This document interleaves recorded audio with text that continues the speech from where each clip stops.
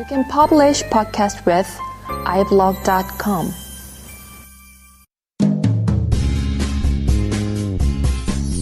그대여 오늘도 족같았죠.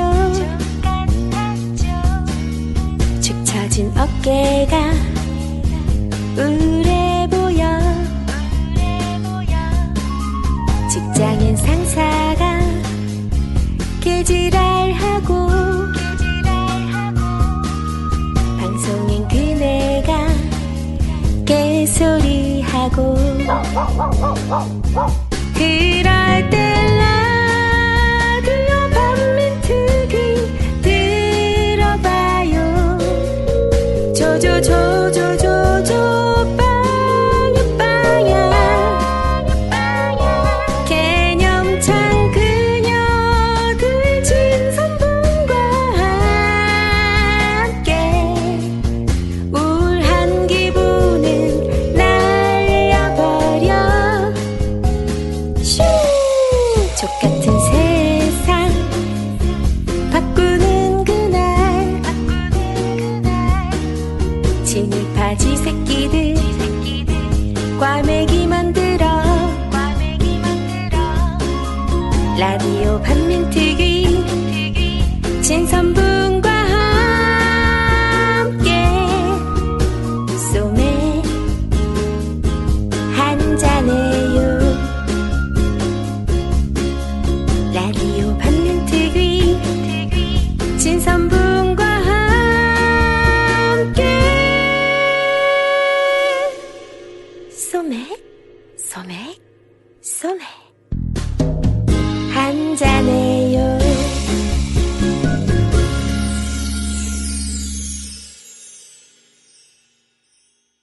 최근에 그런 게 있더라고요.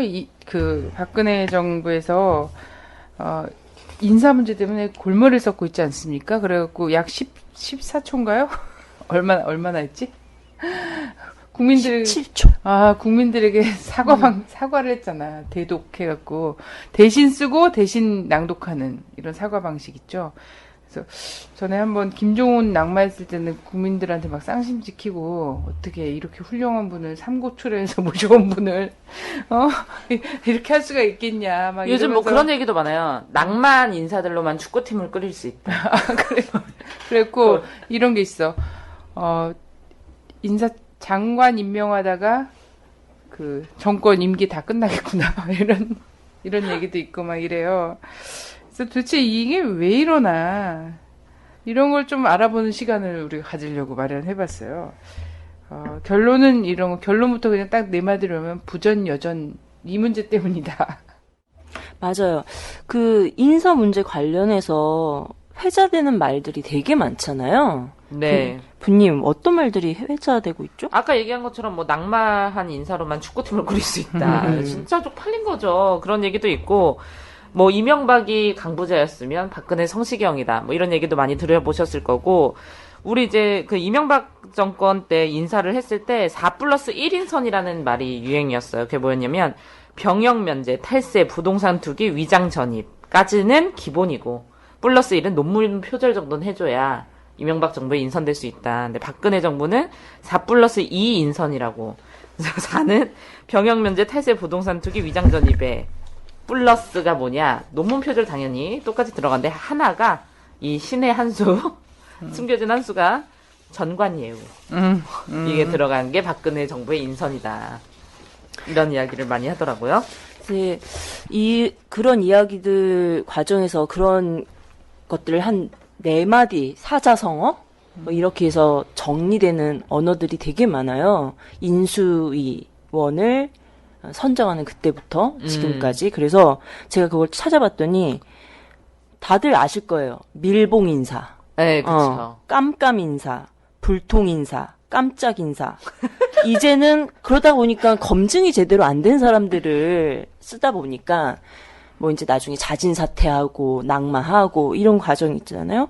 결국 이게 이제 박근혜 정권의 지지율을 깎아먹는 과정으로까지 왔죠. 그래서 보면 재난 인사, 참사 인사, 망사 인사, 뭐 이런 말들로 나오고 있더라고요. 맞아요. 참사, 인사에 관한 한 집권 초기부터 참사를 지금 겪고 있는 건 맞는 것 같아요. 그 역대 정부 정권에서 정말 최대 그 사퇴한 사람들, 낙마한 사람들, 이런 사람들이 많은 것 같아요. 아까 분님께서도 얘기했듯이 축구팀을 꾸릴 수 있다고 그렇게 했던 것들은 기본 다들 얘기하시지만 뭐 이게 유신 스타일이다라고 얘기를 하고 있죠. 보니까 이 복고 열풍이 불고 있는 과정이다 이렇게 보는데 제가 특징은 4가지로 정리를 해봤어요. 첫 번째는 다들 아시다시피 유신과 관련된 인사들이 대단히 많죠. 네. 예를 들면 허태열 청와대 비서실장, 이 사람이 퍼스트 레이디 박근혜가 그 시절부터 50까지 있다가 다시 등장하는. 그래서 이 허태열이 친박의 맏형이라고 이야기 되더라고요. 서승한 국토교통부 장관이요. 이 사람도 사실 이제 이 사람의 아버지가 박정희 정부의 이 국방부 장관이었다라는 사실. 그리고 현호석 경제부총리. 이 사람은 이 75년도에 4차 경제개발 5개년 계획을 수립했던 실무자라고 하네요. 뭐 아시다시피 떨어졌지만 그 김병관 후보자 있었잖아요. 네. 이 사람은 휴대전화에 핸드폰 골이 유명하죠. 네. 더 말할 것도 없고 예, 간첩으로 이야기됐던 김종훈 간데 사실 이 사람 이게 삼고초려해서 해외에서 불러들인 인사 막 이런 얘기를 하는데 사실은 박정희 측근이었던 정인용 이 사람이 장인이라고 하네요. 아, 예, 그래요? 김종훈의 장인. 이렇듯 유신의 인사들, 후예들을 중용하고 있는 과정, 이런 게 하나의 특징으로 보이고, 두 번째는 육사 전성 시대라고 불립니다. 이걸 난 그래갖고 병역비리만큼은 내가 이명박 정권보다 훨씬 깨끗하다 이러는 걸 털고 가려고 이렇게 육사에 집착을 했나. 그래서 군인이 권력의 핵심에 등장한 것도 복고 열풍의 한 부분인 거죠. 그래서 좀 더 이야기 되겠습니다만 국가안보실장, 경호실장, 국정원장 모두 다 육사 출신이고, 네, 합참 출신이죠. 이런 것들을 보면 네, 또 하나의 특징 볼 수 있고, 세 번째는 다들 보셨듯이 2인자를 허락하지 않는다라고 얘기를 하네요. 그래서 이 소신 있는 사람을 쓰지는 않는데요. 네, 다만 잘 따르는 사람. 이런 아까 사람들. 얘기했던 종박이네요. 그렇죠. 그래서 결국 2인자를 허락하지 않는다라는 건 독재인 거잖아요. 1인 통치를 한다라는 측면. 이거는 이제 청와대 조직 개편 과정과도 결부시켜 보시면 잘 나타나 있습니다. 그리고 유명하잖아요. 네, 수첩 인사. 네, 그래서 이 박정희 때도 자신이 수첩에서 어떤 사람을 쓸 것인가 말 것인가를 다 적어놨듯이 이 그분의 딸도 네, 똑같이 이런 과정들을 적고 있다. 그래서 보면 나 홀로 검증이다. 이런 얘기들이 많이 나오고 있는 과정이죠. 네. 실제 이런 것들을 좀 봤을 때 제가 보기에는 이 특징들이 결국은 이 지금의 정세 그리고 당시 정세 상황 이런 것들 봤을 때 이야기 되듯이 이게 군부 독재의 부활이다라는 측면. 결국 이 과정들 이 사람들 다 보면 남북 대결을 기본적으로 했던 사람들이고 반통일 세력이네요. 반통일 세력. 전쟁을 고취하는 사람들 이런 과정으로 나왔었는데 이것이 지금도 동일하게 적용이 된다. 이렇게 보시면 되겠네요. 네. 유신 키즈들, 육사 출신들, 종박들, 수첩인사. 근데 여기서 수첩인사 관련해서는 사람들이 그것이 알고 보니 살생부가 아니었나 막 이런 얘기를 하더라고요. 그래서 데스노트다 막 이러면서 죽어야 될 사람 일부러 쓴 거 아니야? 그러면서 청문회에 세워서 안 냈던 세금 다 이렇게 해갖고 몇 억 세금 내야 되고 막.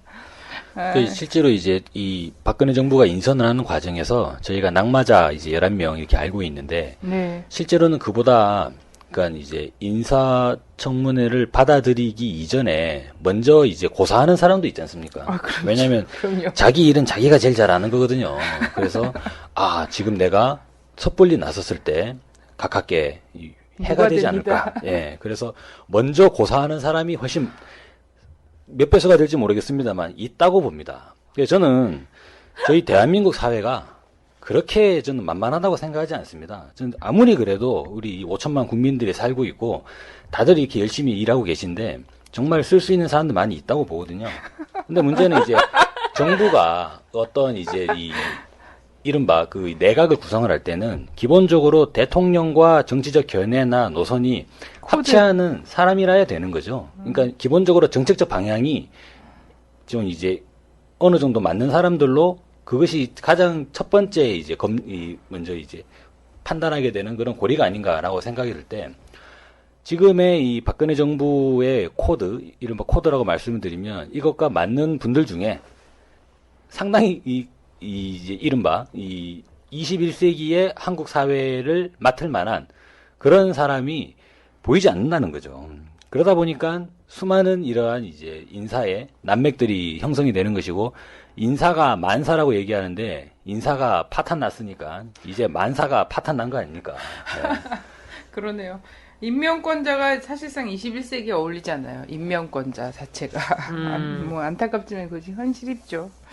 그래서 옛날에 우리가 그런 말 많이 했잖아요. 근데 이게 진짜 현실로 다가올까라고는 좀 아리까리 했는데 박근혜 정부가 들어서면 이명박 정권을 그리워하게 될 것이다. 근데 이게 이 인사청문회가 딱 시작되면서 사람들이 그러는 거야. 계속 비교를 하는 거야. 이명박도 저렇게는 안 했다. 이명박도 저렇게는 안 했다. 이 얘기가 엄청나게 많이 나오고 있거든요. 그러게요. 근데 저는 이제 여기서 몇 가지 좀 눈에 뭐 띄는 게 있어요. 부전여전이다 뭐 이런 거에서 사실 박정희 정권 때랑 굉장히 비슷한 거잖아요. 그죠? 2인자를 마찬가지로 대단히 군 출신들을 쭉 신뢰했고 그리고 까라면 까는 예, 사람들이죠. 2인자를 허락하지 않았어요. 그래서 자기한테 개기면 아무리 자기의 진짜 오른팔처럼 썼던 사람도 쥐두새도 모르게 없어져 버리는 이런 일들도 있었고요. 그렇죠. 예. 이번에 박근혜 정부에서 상당히 좀 주목되는 현상은 그 대통령 경호실을 네네. 상당히 이렇게 비중을 높였다는 거죠. 그 이전에는 이제 대통령 경호실장이 차관급 인사였는데 이것을 장관급 됐잖아요. 예, 그 정부 조직 개편안에 보면 장관급으로 올리고 실질적으로 청와대에 실제 이제 이 수석들의 순서를 대통령 실장이 있고 국가안보실장이 있고 그 다음을 대통령 경호실장으로 표방하면서 사실상 넘버 3로 대통령 경호실장을 이렇게 비중을 높였다는 게 한 가지 좀 특이한 지점이고 여기에 대해서는 이제 보수 언론지에서 뭐라 그러냐면 양친 부모를 전부 다 테러로 잃고 그런 면에서 아마 이 경호에 대한 게 큰 것 같다라는 이야기는 하고 있습니다만 기본적으로 이 경호실장의 이 역할을 비중을 높이려고 하는 이러한 흐름들은 유신 정권과 크게 다르지 않다 이런 부분은 말씀을 드리고 싶고요. 근데 문제는 그걸 좀 알아야 될 것 같은데 그 양친 중에 네. 그 아버지는 경호실 그 아주 자기 가까이 있는 측근한테 그리고 그 경호실장이 사실은 목을 쥔 거나 다름이 없다. 총을 쏘진 않았지만 그의 난폭한 행위와 이런 것들이 사실은 총을 당기게 하는 과정이었다. 문제는 이 과정을 잘 봐야 되는데.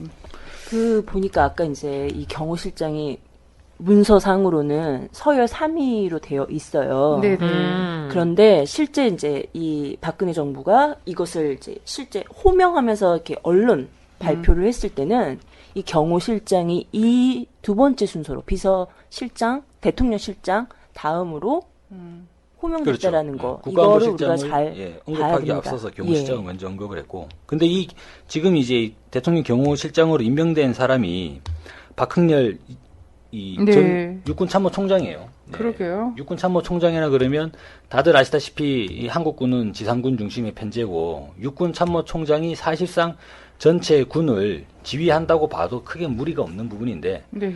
60만 대군을 통솔하던 사람이 이제 한 명의 경호를 책임지게 됐다. 이런 면에서 언론지들에서 상당히 비판의 여론들이 거센 그런 상황입니다. 저는 진정한 군인이었으면은 고사했을 거라 생각해요. 자기 비리 때문에 고사하는 게 아니라 실제 이 진짜 원래 그 군 참모총장까지 한 사람이 개인 경호를 하는 경호실장으로 한다는 거. 근데 이 사람들 문제는 이거를 되게 영광스럽게 생각하고 5천만 국민의 목숨이나 몇십만 장병의 그 명예보다 소중하게 공주님 생각해. 한 분을 그렇죠. 모시는 걸 더 소중하게 생각한다는 그러니까 거죠. 대통령 경호실장이 지금 장관급으로 승진한 거잖아요. 네. 근데 실제 이 국민의 기본 치안을 담당하는 경찰청장은 차관급이라고 하더라고요. 그러니까 이게 정말 뒤바뀐 상황을 우리가 볼 수 있는 것. 실제로 군부로 회귀하고 있다고 볼 수 있는 부분이 대통령 경호가 원래 경호 자체의 개념으로 보면 경찰청에서 그렇죠. 근거리 경호는 이제 경찰이 담당을 하고 군은 상당히 이제 그러니까 좀 전방위적인 그래서 네. 이를테면 이제 대공이라든지 이거는 이제 어찌 보면 그 주변 국가들의 어떠한 이제 군사적 행위에 대한 대비 그런 부분에 집중을 하는 게 기본적으로 맞고 근데 대한민국 사회는 저희가 이른바 지난 70년대, 80년대를 군부독재 시대를 겪었지 않습니까? 네. 그 군부독재 시절에 매번마다 대통령 경호실장이 군부로 채워졌던 면이 있어요. 우리나라에서 이 대통령 경호실장을 경찰 출신으로 바꾼 사람이 바로 노무현 대통령이십니다. 노무현 대통령 때 이제 김세옥 경찰청장이 경호실장이 되면서 사실상 이제 대통령 경호 업무가 경찰로 넘어가는 비로소 좀 정상화되는 그런 과정을 좀 거쳤는데 이번에 이 박근혜 이 정부에서는 대통령 경호실의 이 직위를 장관급으로 올리게 되면서 여기에 육군 참모총장을 내정을 해버린 것이죠. 그래서 사실상 기본적으로 보면 대통령 경호가 전체 청와대 업무의 비중이 상당히 넓어지는 과정이 되고 또 그 과정에서 그 경호도 전 육군 참모총장이 경호를 관할하게 되면서 상당히 군부의 입김이 거세지는 사실상 이것은 70년대로 회귀하는 면이 있다. 이렇게 말씀드릴 수 원래 있습니다. 여왕은 군대가 지켜야지. 여왕을 경찰이 지키는 건 좀 어색하잖아. 그렇죠. 그 경호실장의 그 권력이 유신 때 얼마나 했었냐면 이게 부처 장관들이 있잖아요. 부처 네. 장관을 줄 세워서 인사를 시켰다고. 자기한테 인사를 간지난다. 하고. 그만큼 막강한 권력의 핵심에 있었다. 맞아, 이걸 진짜, 지금 부활을 한 과정인 거죠. 그 육군 참모총장 하셨던 분들은 그 시대를 다 겪었을 거 아니에요. 유신 시대 그 경호실장의 그 강력한 포스 알고 계셨을 거 아니야. 아. 근데 이게 이제 현 시대와 어울리지 않는 게 이 전 세계 다 대통령이 있잖아요. 네. 그렇죠. 기본적으로 이 경호실장이 민간으로 대체되고 있는 그리고 그 경호실의 업무도 축소시키는 과정인 건데 아까 이제 우리 박사님께서 이야기하셨듯이 이것과 역행하는 모습들을 지금 현재 보고 있는 상황이죠. 근데 굉장히 불안한가 봐. 응? 얼마나 불안하면 이렇게까지 무리스러운 이 경호실 인사를 이렇게 단행을 했겠어. 근데 무리스럽다고 생각 안 할까? 본인의 생각에는 기본적으로 이 자기 자신의 경호 정도는 이런 이제 군 최고 인사급의 그런 군 최고위직급의 인사가 자신의 경호를 맡아야 되지 않느냐라는 그런 인식이 좀 반영이 된다고 보고요. 그거는 어찌 보면은 이제 대통령이라고 하는 자리를 국가를 위해서 헌신하는 자리라기보다는 어떤 하나의 그것의 지위와 권위를 매우 높게 보고 있는. 전 이것도 70년대에 박정희 대통령이 이제 대통령을 관할하는 그러한 인식의 그대로 연장해서 박근혜 정부가 지금 그렇게 접근하고 있는 게 아닌가라는 생각이 들고 전반적으로 봤을 때 이 경호실은 하나의 저는 이제 대표적인 사례라고 보는데 전체 청와대 운영 방식을 70년대로 회귀하는 그러한 흐름으로 좀 볼 수 있을 것 같습니다. 예, 저도 그런 것 같아요. 보면은 그런 뉴스를 보다가 뉴스에서 그런 얘기가 나오더라고요. 그래도 이제 뭐 우리나라가 뭐 대통령을 뽑은 지 몇 명 안 되지만 그나마도 인선을 할 때 예를 들면 뭐 이렇게 보여주기 식으로라도 호남 인사를 한다던가 그쵸? 보여주기식으로라도 젊은 사람을 부색 맞추기. 네, 부색 맞추기를 한다던가 이런데 박근혜 정권은 이제 그런 것도 없어요. 그래서 약간 보여주기식으로 과감한 인사다라고 생각하고서 한 게 김종훈이었던 거야. 외국인임에도 불구하고. 그렇죠.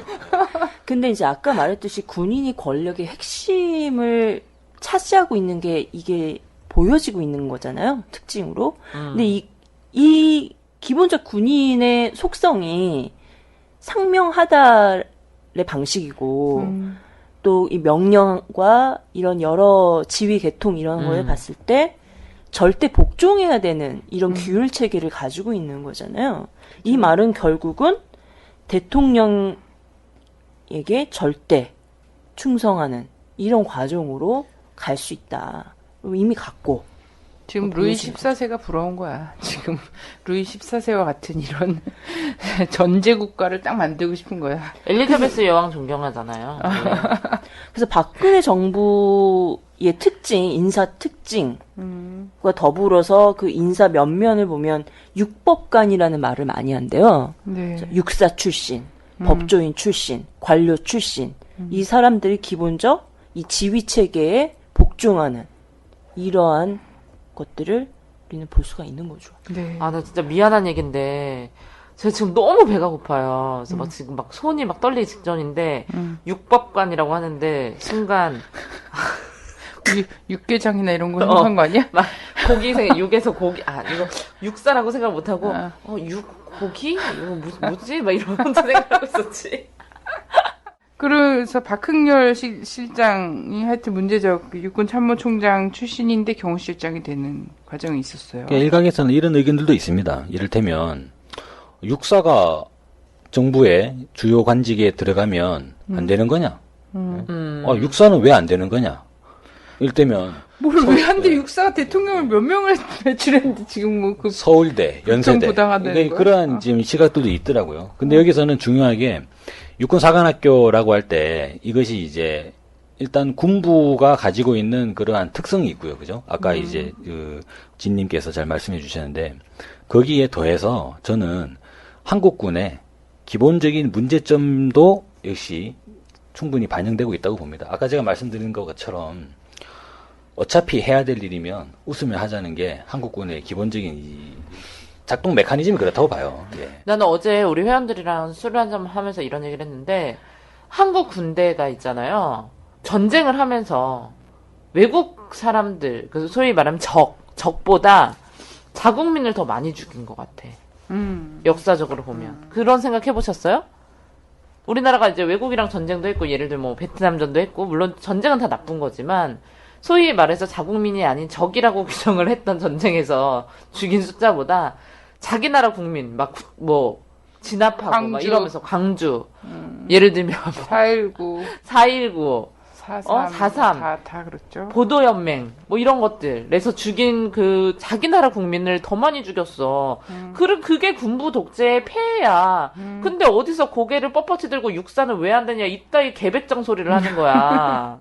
그렇기 때문에 지금 국민들이 박근혜 정부에서 뭐 이제 이를테면 위로의 비판, 그죠? 그러니까 이제 이의를 제기할 수 없는 구조가 이미 구축돼 버리는 그런 좀 상황이 있다는 거죠. 이미 뭐 이것은 저희들의 얘기가 아니라 제도권 언론에서부터 이제 지적을 하는 상황이기 때문에, 그리고 새누리당에서조차 이제 우려들이 계속 나오고 있지 않습니까? 이런 식으로 가다가는 큰일 난다. 예. 사실상 박근혜 정부에 대한 예스맨으로만 전부 다 이제 채워지는 그런 흐름으로 가고 있고, 이것이 비단 이제 정부 출범 한 달 만에 지금 제기된 문제다. 네. 이게 지금 상당히 좀 크다고 봐요. 예. 저는 육사, 회사, 공사 다 고위층 공무원 해도 되고 대통령 출마해도 된다고 생각해요. 근데 최소한 전두환한테 사열하고 막 이런 수준 있잖아요. 그런 수준이고, 막 왜 반민특위 정신 얘기하는데 일어나서 박차고 나가는 정도의 이제 수도방위사령부의 그 관악대 수준, 이런 것들 있잖아요. 뭐냐면 실제 본인이 충성해야 할 곳이 어딘지를 모르고 한 사람의 권력의 그 불나방처럼 해왔던 이 과정들, 그리고 본인 진짜 육사 어쨌든 사관학교들, 그리고 군인 정신이라는 것이 진짜 충성해야 할 대상이 어떤 건지 잘 보지 않고 일본 육사의 전통만을 간직하고 고수하는 채 그러면서 사실상 이거 국민 안에서의 편가르기라든지 이런 거 하면서 이 권력에 아부굴종하는 삶을 살아왔던 거 아닙니까? 그것만을 위한 삶. 근데 여기에 대해서 반성하고 이 문화 자체를 뿌리 깊은 곳에서부터 뭔가 뜯어고치지 않으면 그런 상태로는 권력을 가져서는 안 된다고 생각해요. 왜냐하면 똑같이 반복될 거기 때문에. 전두환 사실 전직 대통령의 예우를 받을 만한 어떠한 것도 있지 않아요. 그렇지 않습니까? 실제로 지금 이제 박근혜 정부에 지금 진입해 있는 이제 군부 인사들의 기본적인 이제 이 관점, 그리고 이제 국가관이랄지 안보관 자체가 심각한 문제를 많이 가지고 있거든요. 예, 좀 이제 구체적으로 한번 좀 찝어봤으면 좋겠어요. 지금 비서실장은 했고. 예, 청와대에서 상당히 주요한 이제 이 지위로 거론되고 있는 국가안보실장이 있습니다. 네. 거기 이제 거론되는 사람이 김장수 전 국방부 장관이고, 이 사람이 한나라당 의원도 역임을 했었고요. 이른바 지난 2007년도 2차 남북 정상회담 때죠. 그때 이제, 꽃꽃 장수로 좀 이제 알려졌던 김장수 이제 허리 안 구부렸다는 게 그렇게 칭송을 받을 일인 그렇죠. 거야. 그런 생각을 하는 것 자체도 거지. 아니 왜 어디에서 허리를 안 구부렸는데? 남북 김정일 국방위원장과 처음에 이제 악수를 하지 않습니까? 장관급 회담이 아니었구나. 정상회담 자리에서 대동안 전체 이제 인사들을 전부 다 이렇게 악수를 하게 되는데, 악수하는 과정에서 다른 이제 이 수행팀들, 수행자들이 다른 장관들도 막 있었거든요. 김정일 국방위원장에게 목례를 다 했다는 거예요. 목례를 했는데 김장수 그때 이 국방부 장관이었죠. 김장수 장관은 꼿꼿하게 이제 목을 딱 세운 상태에서 악수를 했다. 라고 하는 건데, 그 악수하는 그 행위를 가지고 이제 막 아마도 군부에서는 역시 우리 김장수 역시 뭐 이런 식의 이야기들이 뭐야 유치해. 나왔을 이거 마치 이거 아니야. 악수는 했대 허리는 숙이지 않았다. 아니, 악수도 하지 말았어요. 아니 손에 탁 쳐버려야 했어야지. 그런 게 뭐냐면 이명박 이후에 왜 이명박이 천황이랑 누구랑이었지? 오바마 만나서인가? 부시 만났을 때 또 카트 끌어주고 막 이런 모습 있잖아요. 그거 보면서 천황 폐하 앞에서 막 악수 90도로 인사하면서 악수했단 말이지. 이걸 갖고 근데 이런 것들을 막 비교를 하나 봐, 사람들이.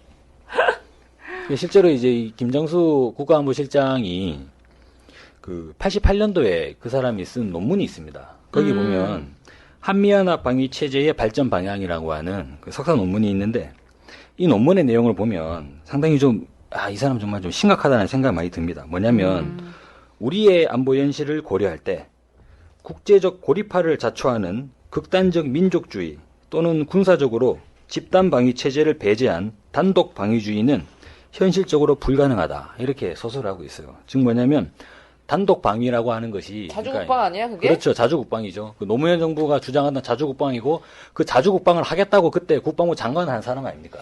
아니 그러니까 노무현 정부에서 국방부 장관을 해서 남북 정상회담까지 갔던 사람인데, 그 다음에 새누리당으로 갈아타갖고 오직 이거 꽃꽃 장수라는 이것 때문에 완전 눈에 쏙 든 거잖아요. 마음에 쏙 들었는데. 근데 이제 그 사람의 기본 인식이 어떻게 되냐면, 자주국방을 단독 방위주의로 호도를 하게 되면서 사실상 이것은 이제 극단적 민족주의, 이렇게 이제, 그리고 국제적 고립화를 자초하게 된다라고 이야기를 하고 있다는 거예요.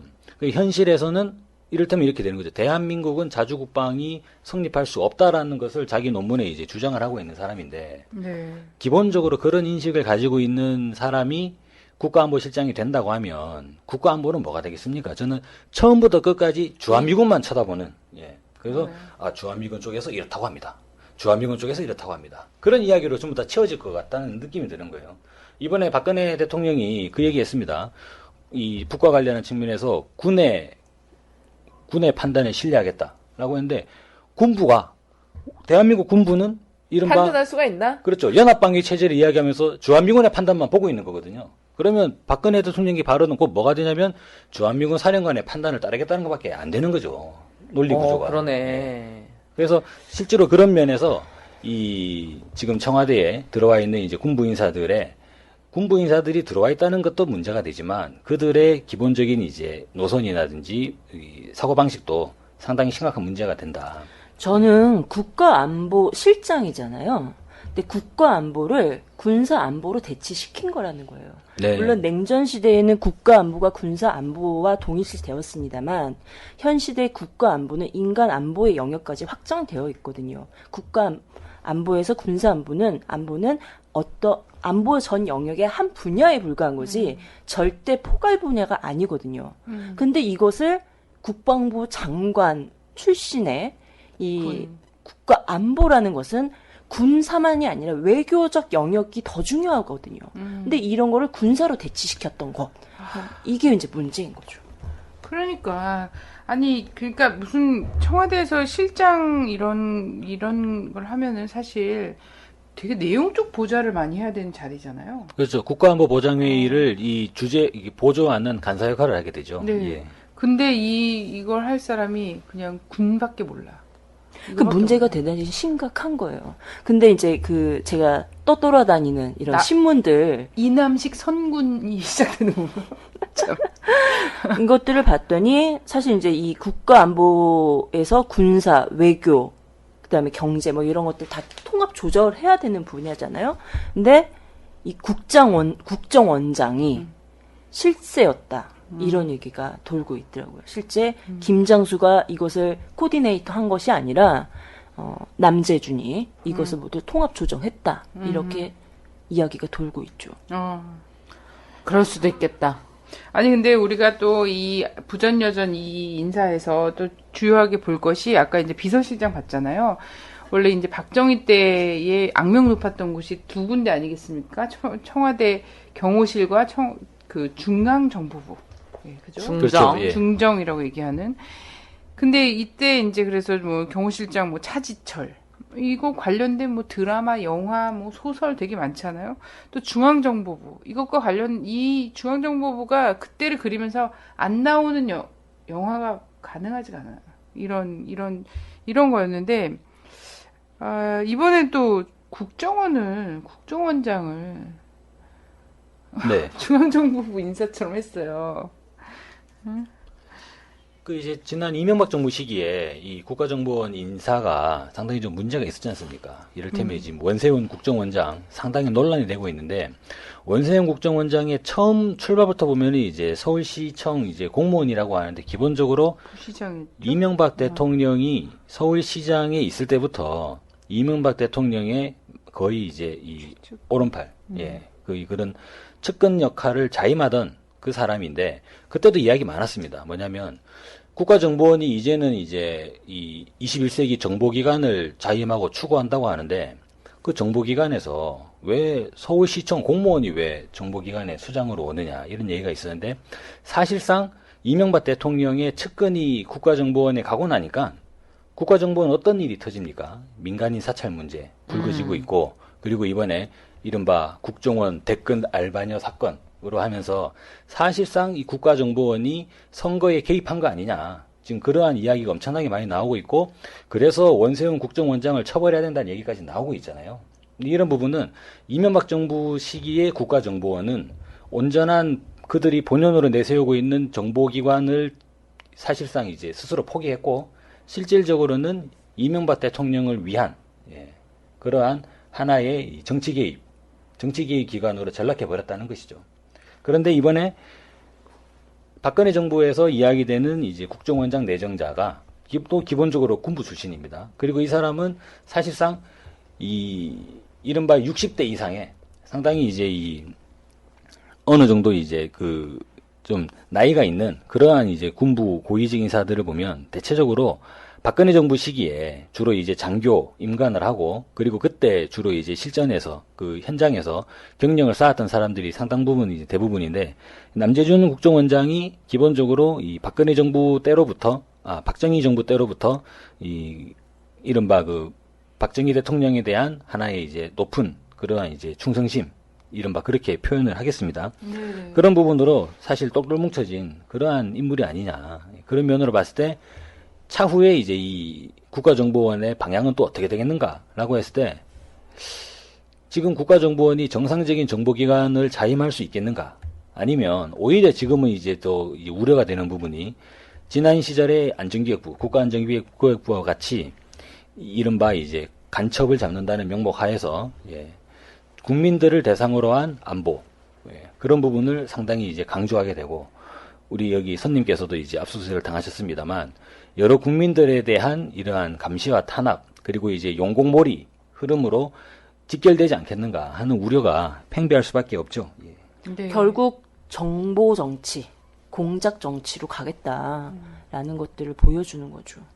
그거 아니면 할 수 있는 정치가 없잖아. 근데 그치 그걸 그 정치만을 정치로 보고 있는 그거 말고 거지. 하나 더 있습니다. 뭐 있어요? 미국 추종 정치가 있습니다. 아, 그건 기본은 깔고 하는 거. 그렇습니까? 아니 근데 이 남재준 씨에 대한 이거를 청문회를 할 때 청문회 한 날 뉴스들 한 줄 기사로 막 나갈 때 뭐라 그랬냐면 국정원장 그 후보자 이런 사람이 5.16을 쿠데타라고 했다. 5.16은 쿠데타. 딱 이러면서 왜냐면 다른 아니요. 사람들이 그렇게 한 게 아니라 5.16 혁명은 쿠데타 이렇게 표현해요. 그러니까 근데 이 방송 한 줄에서는 5.16은 쿠데타 이것만 딱 해놓고서는 왜냐면 다른 5.16은 쿠데타야 쿠데타라고 누가 뭐래? 국민들은 다 그렇게 배우고 있잖아요. 근데 이번에 인사청문회 나온 사람들이 전부 다 5.16은 쿠데타입니까 혁명입니까 이렇게 물었더니 뭐 5.16은 혁명입니다. 아니면 그건 대답하지 않겠습니다. 라거나 막 이런 식으로 막 얘기를 미친놈들이야. 다 했잖아요. 그러다 보니까 5.16 혁명은 쿠데타다? 쿠데타라는 걸 인정했네라는 것만으로도 되게 센세이션 했나봐. 그걸 한 줄 이걸로 딱 한 거예요. 그래서 이 사람이 군 출신이긴 하지만 이성적이다. 뭔가 마치 뭐 이제 역사에 대한 균형감이 있는 것처럼 워낙 이 부분에 대한 비판이 심해서 그런지. 근데 사실 근데 그게 잘못된 걸 안다는 거야. 아니 근데 그 내용이 아니었다는 거야. 그 언론에서 진짜? 헤드라인으로 뽑은 이 부분이 크지 않습니까? 근데 이제 실제로 남재준 원장은 그거는 이제 자기의 책임을 모면하기 위해서 그 지조 없는 발언을 했다고 봅니다. 왜냐하면 바로 뭐라고 그랬냐면 그러나라고 하면서 잘 살고자 하는 국민의 여망을 결집시킴으로써 산업화와 근대화를 달성해서 오늘의 풍요를 이룩하였다고 생각합니다. 그러니까 그것을 위해서 쿠데타는 필수 그렇죠. 불가결했다 이렇게 얘기를 하는 거예요. 이를테면 마치도 지금. 예전에 논란이 되었던 성공한 쿠데타는 처벌할 수 없다는 그러한 입장을 그대로 반복했다고밖에 볼 수 없는 것이죠. 그런데 이 부분을 뒷부분의 내용을 그대로 딱 배제한 채 언론은 일정하게 좀 남재준 국정원장과 일정한 좀 이제 그런 조응하는 플레이가 있다고 보는데 5.16 혁명은 쿠데타라고 딱 정리를 해버리니까 마치도 이 사람이 엄청나게 개혁적인 사람이 돼버리는 거예요. 5.16 누가 보면 차베스인 혁명은 줄 알겠어. 5.16 혁명은 쿠데타입니다. 정말. 그러면 바로 그 다음 질문이 들어가야 되는 거죠. 그러면 5.16 혁명 주동자들을 처벌해야 되지 않습니까? 네. 쿠데타이기 때문에. 예. 쿠데타 세력은 처벌을 해가지고 국가의 기강을 세워야지요. 왜냐하면 그렇게 하는 것만이 실질적으로 이른바 이제 대한민국의 국가의 존립과 안전을 수호하는 과정이 되기 때문에. 예. 그런데 사실상 쿠데타이긴 했지만 처벌하지 않겠다는 거거든요. 예. 그렇다면 이거는 동일 논리로 질문을 제기할 수 있는 거예요. 지금 민생이 얼마나 파탄 지경에 이르렀습니까? 그럼 이 사람이 지금 쿠데타하면 어떡하지? 난리 나는 거죠. 예. 박근혜 정부에서 굉장히 인사를 잘못한 것 같은데. 그래서 저는 이제 박근혜 대통령은 그러지 않아도 박근혜 대통령은 본인에 대한 경호를 상당히 중시하고 그죠.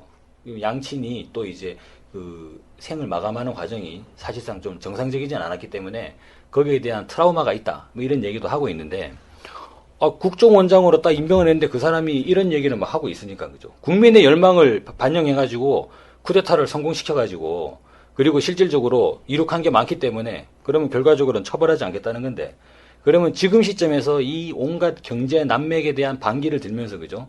만약에 그야말로 만약입니다만 실제로 이제 뭐 경우의 수를 따져본다면 일정한 무리들의 이제 군부가 박근혜 정부에 대해서 반기를 든다면 그죠.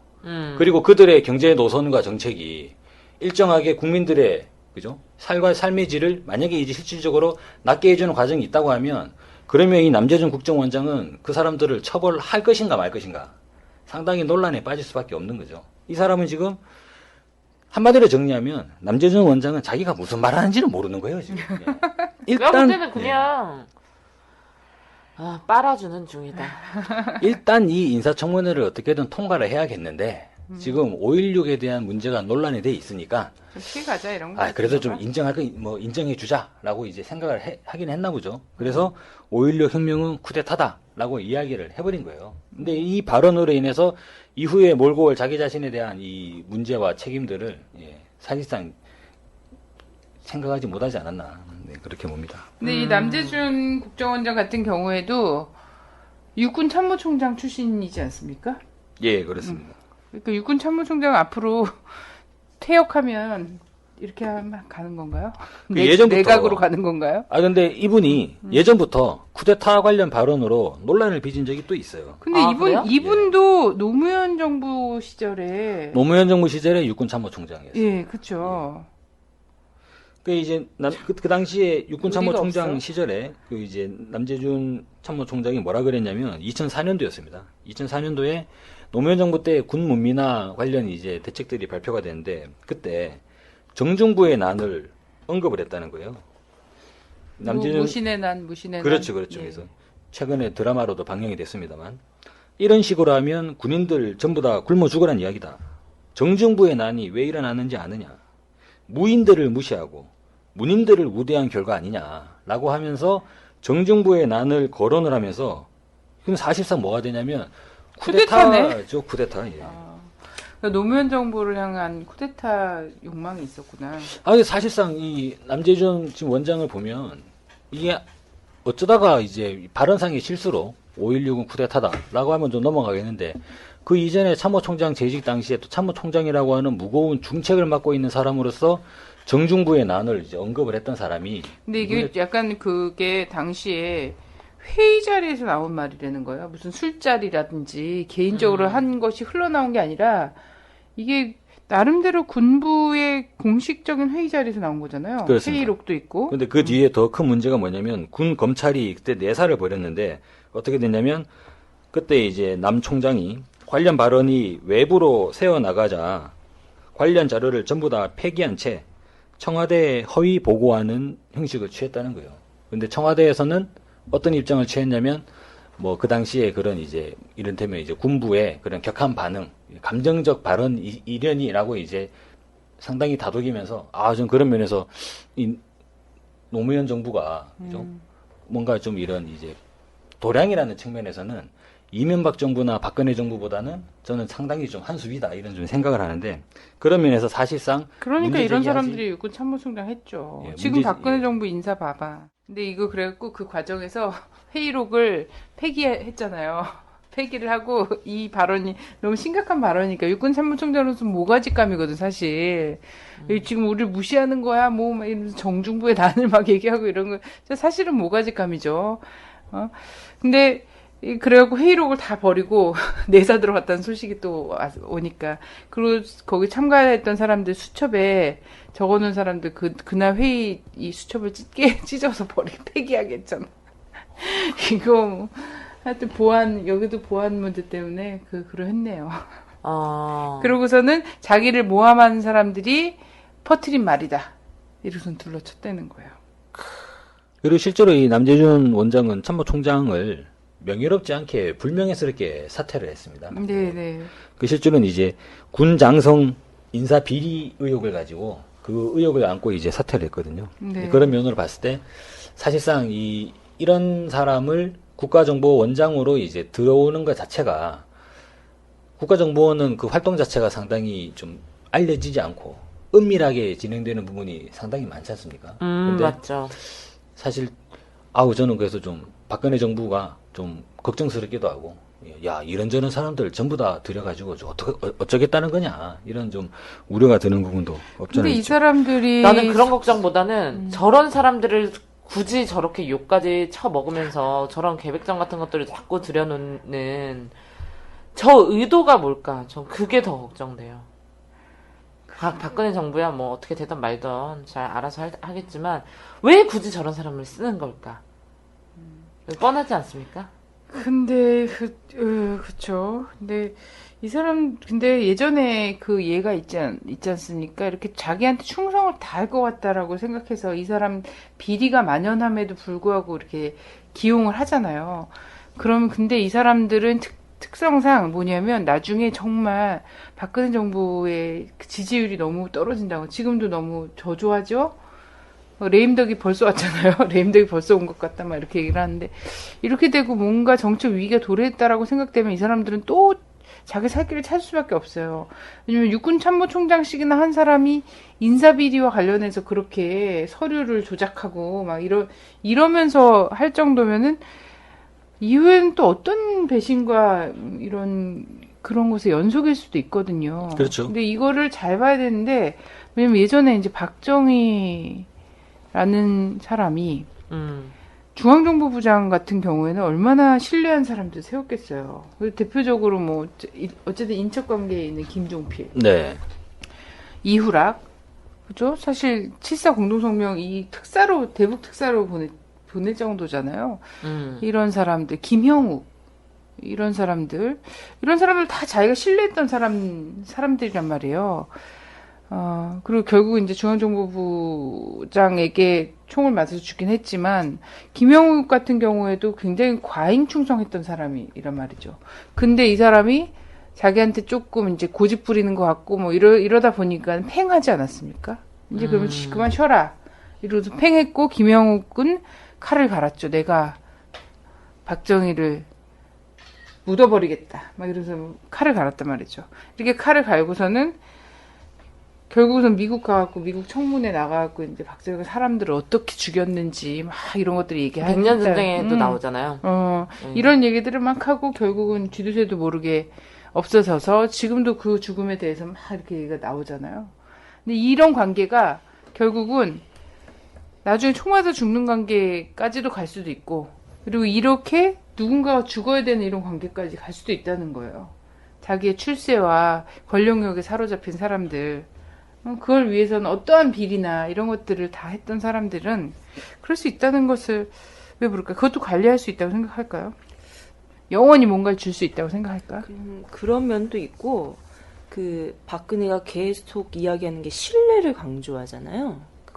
그거와 반대되는 말을 배신이라고 얘기를 하는데, 그래서 여러 문제가 있더라도 실력을 보고 가야 됩니다. 이런 얘기를 했던 거. 그래서 뭐 또 한편 치명적인 하자는 없습니다.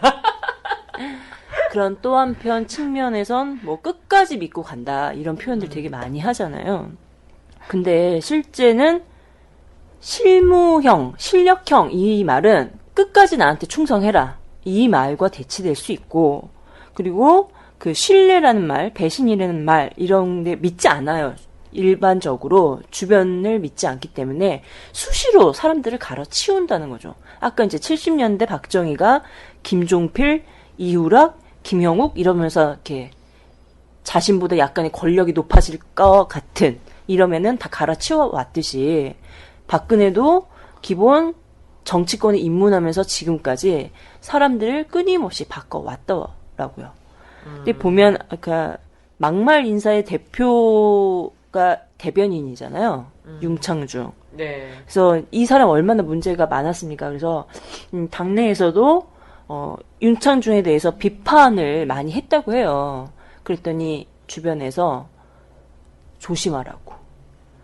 대통령이 신임한다고.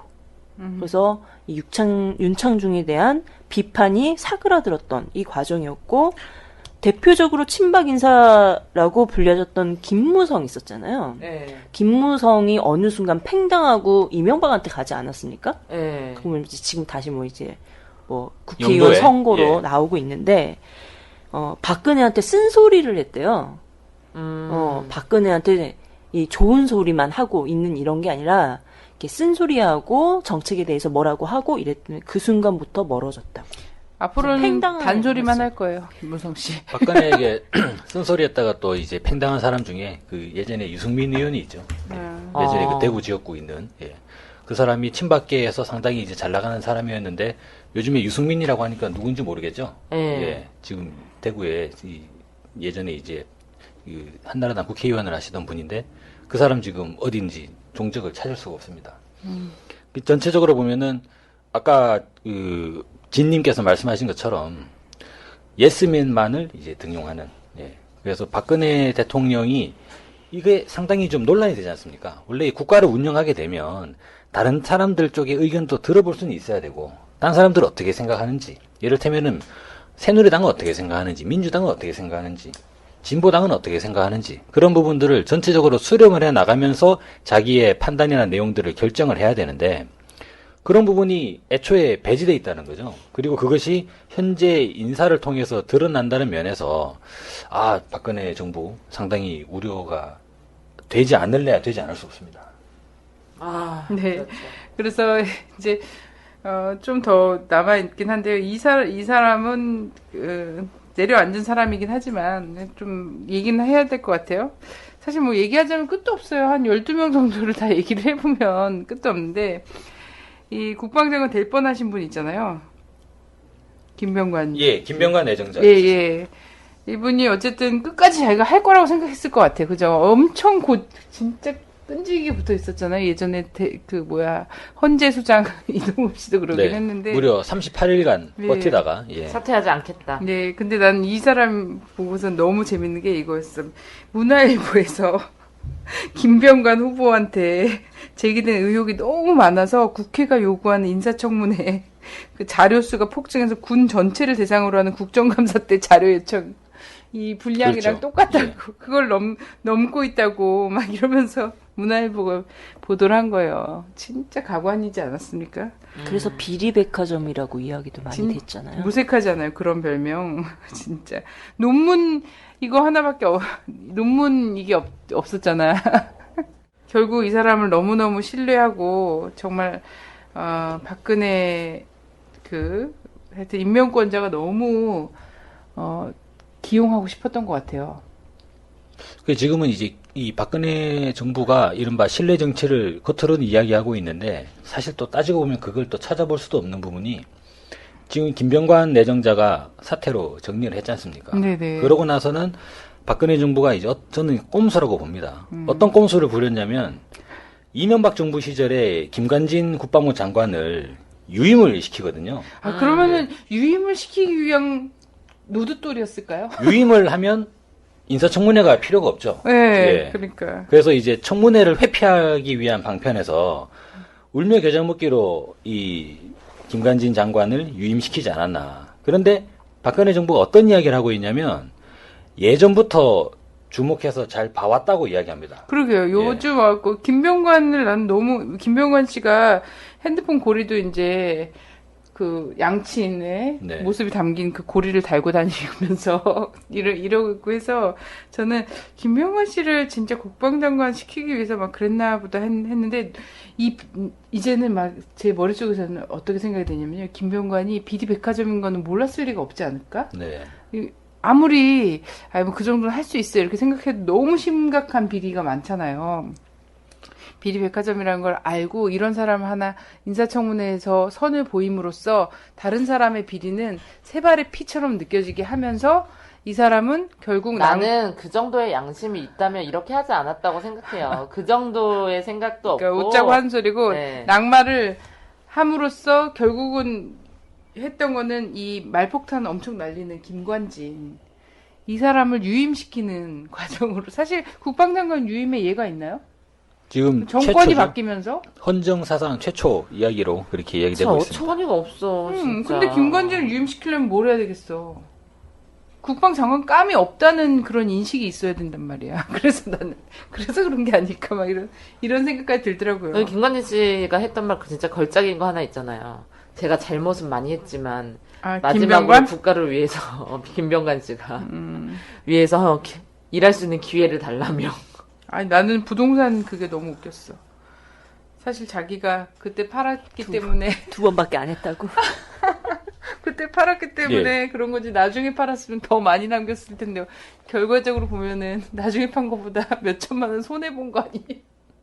그때 이제 부동산 관련 비리 의혹이 제기가 될 때 민주당 의원이 질문을 했죠. 근데 이제 자기가 2번밖에 실제로 이제 부동산 거래로 딱 2개 이득을 성공했다. 본 게 2개 성공했다고 얘기를 했는데 민주당 의원이 반론을 펼쳤습니다. 아니 5번이나 이익을 본 것으로 나오는데 왜 2번밖에 안 봤다고 그러냐? 라고 할 때 이제 김명관 내정자가 그때 뭐라고 얘기했냐면 500에 팔았다고 하죠. 네. 500에 팔았는데 다음 달에 1,500만 원이 예. 올랐대. 팔고 나자마자 곧바로 1,500으로 올라가지고 그 다음 말이 저는 너무 충격이었습니다. 너무나 가슴이 아팠다. 가슴이 매우 아팠다. 그러니까 자기가 500만 원으로 팔 때 이것도 이득을 남겼다는 거예요. 그러니까요. 이득을 남겨가지고 500에 팔았는데 그러고 나서 한 달 새에 이 집값이 1,500으로 뛰어버렸다는 거죠. 근데 그러면서 자기가 너무나 가슴이 아팠다는 거예요. 이 너무나 가슴이 아파가지고 그때 이익을 남긴 거는 자기가 이익을 남겼다고 생각을 못하게 되는 거죠. 그러니까 아니 한 달만 참았다 팔 걸 그러면 1,500만 원이었는데 이런 거야. 그래갖고 자기는 사실 그렇게 보면 얼마를 손해 본 거다 이런 식으로 얘기했는데 사실 굉장히 전형적인 땅투기꾼으로서 할 수 있는 가질 수 있는 마인드인 거지. 아 근데 이런 김병관 내정자가 뭐라 그러냐면 국가의 안보, 국가의 안위에는 한치의 빈틈이 있어서는 안 되기 때문에 시급히 국방부 장관을 내정을 해야 된다라고 오히려 이제 인사청문회 의원들에게 요구를 했다는 거죠. 그러면은 본인은 사실상 본인의 이제 주요 관심사를 볼 때 아파트 시세, 예? 그리고 내지는 지금 시기는 어디에 아파트를 사는 게 좋을까 이런 부분에 대한 정보가 뭐 팔고 난 이후의 시세까지 관심이 있어야 되잖아. 그렇죠. 예. 아, 저는 한치의 공백도 없어야 된다라고 했을 때, 근데 행적들을 봤을 때 천안함 사건이 있었던 뒷날 무엇을 했는가? 연평도 일본으로 포격전 했을 때 홀- 뭐 했었는가라고 봤을 때는 사실 애초부터 적합자가 아니었던 거죠. 그렇죠. 천안함이 침몰을 했는데 어떻게 그 다음날 골프를 치러 갈 수가 있어요. 그러니까. 근데 한 번 지적을 받았을 거 아니에요, 그때. 그러면은 자중을 하겠죠. 그런데 바로 연평도 포격전이 터졌는데, 그 다음날 해외 나가는 거예요. 해외여행을 가는 거죠. 아니 무서운 걸까? 근데 저는 사실상 이거는 도덕적 불감증에 단단히 빠진 사람이다. 네. 그렇게 볼 수 단단히 있고. 빠졌구만. 도덕적 불감증에 완전히 이제 사로잡혀 있기 때문에 이른바 비리백화점이라고 하는 이야기가 나오는 것이고, 근데 저는 여기에서는 청와대도 마찬가지로 그러한 상당한 불감증에 빠져 있다고 봅니다.